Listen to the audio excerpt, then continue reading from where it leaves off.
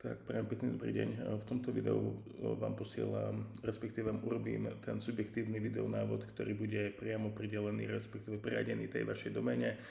Tu eliminujeme to, aby ste sa nejakým spôsobom mohla pomýliť. Takže v podstate ideme na to. Toto je vaša stránka. Zadávate lomené nastartuj to. Tu sa vám ukáže vlastne administračné prostredie. Ja tu zadám svoje prihlasovacie údaje. Tie vaše vy obdržíte vlastne v e-maili, v záverečnom e-maili, ktorý vám teraz píšem.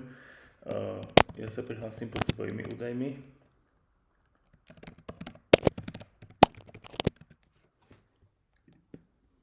Kliknete si tu na dentálna hygiena, ste rovno tu na vašej úvodnej administračnej stránke. Keď chcete niečo meniť tu napríklad, tak dajte zapnúť Visual Builder. Ten vizuálny builder je vlastne celý preložený do českého jazyka, čiže neexistuje, že by ste sa pomýlili. Chcete zmeniť napríklad tu niečo, tak kliknite na toto koliesko a priamo dopisujete. Hej, je to fakt veľmi jednoduché. Chcete meniť niečo iné, idete sem nižšie, dopisujete to, čo chcete, ako vo Worde. Keď máte hotovo, je dôležité kliknúť na uložiť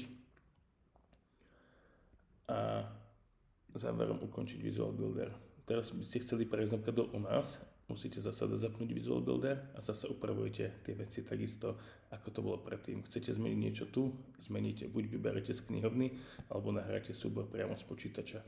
Čiže keď si to zoberete, je to naozaj veľmi jednoduché. Vždy je treba zabudnúť na dať pájočku, uložiť zmeny, tu rozkliknúť tie 3 bodky a dať uložiť.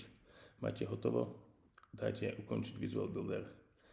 Chcete odísť úplne, odhlásiť sa. Čiže je to naozaj veľmi jednoduché.